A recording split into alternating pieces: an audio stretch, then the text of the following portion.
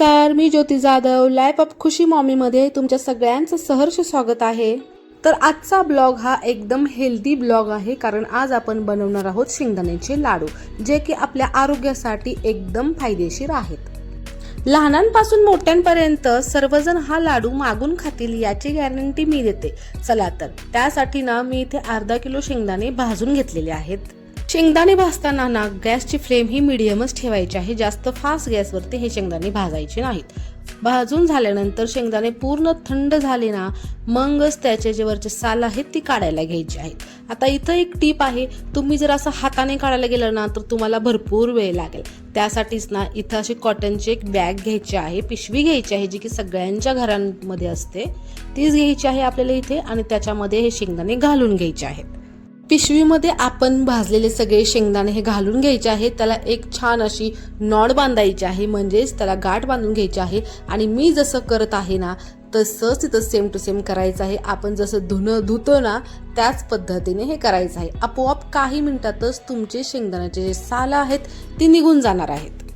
आता मी इथे सगळी सालं काढले नाहीत. तुम्हाला जर एकूण एक साल काढायचं असेल तर तुम्हाला थोडी जास्त मेहनत घ्यावी लागेल.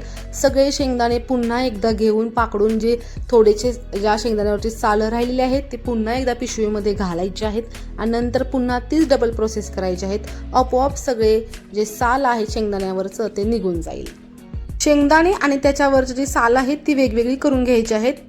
त्यासाठी तुम्ही इथे परात घेऊ शकता. मी इथे ताट घेतलेला आहे. शेंगदाण्यामध्ये ना खूप जास्त प्रमाणामध्ये प्रोटीन असतं, त्यामुळे आपल्या शरीराला ऊर्जा मिळते, ताकद मिळते. आणि गुळामुळे ना आपल्याला लोह मिळतं, म्हणजेच आयर्न मिळतं, आणि ते रक्ताला खूप चांगलं असतं. रक्तवाढ ही त्याच्यामुळे होत असते. त्यामुळे शेंगदाण्याचे लाडू हे आपल्या आरोग्यासाठी खूप फायदेशीर असतात.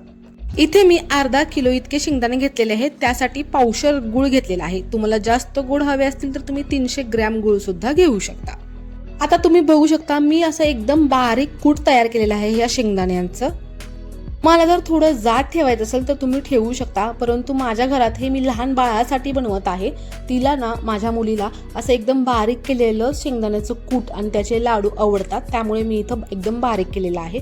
आता हे बारीक केलेलं शेंगदाण्याचं कूट आहे ना, त्यामध्ये आपण पुन्हा एकदा थोडं क्वांटिटीमध्ये ते कूट घेणार आहोत, आणि त्याच्यामध्ये थोड्या क्वांटिटीमध्ये आपला गूळ घालणार आहोत, आणि पुन्हा एकदा ते मिक्सरला फिरवून घेणार आहोत, जेणेकरून गूळ आणि शेंगदाण्याचं कूट हे छान असं मिक्स होईल. काही मिनिटांमध्येच आपले गूळ आणि शेंगदाणा हा एकजीव झालेला आहे, आणि आता इथे लाडू वळायला हे पीठ तयार झालेलं आहे. चला तर पटापट असे लाडू वळून घेऊ.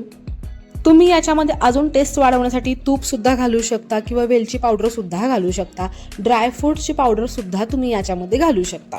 तुम्ही बघू शकता काही मिनिटातच आपला लाडू इथे तयार झालेला आहे. तुमच्या शरीरामध्ये जर हिमोग्लोबिन कमी असेल ना तर रोज एक शेंगदाण्याचा लाडू हा तुमच्यासाठी एकदम फायदेशीर ठरणार आहे. शेंगदाणे आणि गूळ दोन्हीही ऊर्जा देणारे पदार्थ आहेत. शेंगदाण्यांमध्ये भरपूर प्रमाणात प्रोटीन असतं, जे स्नायू मजबूत ठेवण्यासाठी मदत करते. गुळामध्ये आयर्न असते, जे की रक्तामधील हिमोग्लोबिन वाढवते. शेंगदाण्याचे लाडू खाल्ल्यामुळे ना पोट जास्त वेळ भरलेले राहते. मधल्या वेळेची जी भूक असते ती कमी लागते. तसेच हाडांसाठी फायदेशीर असते. शेंगदाण्यांमध्ये कॅल्शियम, मॅग्नेशियम आणि इतर खनिजे सुद्धा असतात.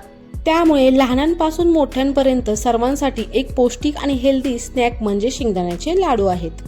चला तर मग आजच बनवून खावा, आणि व्हिडिओ आवडला असेल तर नक्की चॅनलला सबस्क्राईब, लाईक आणि शेअर करायला विसरू नका.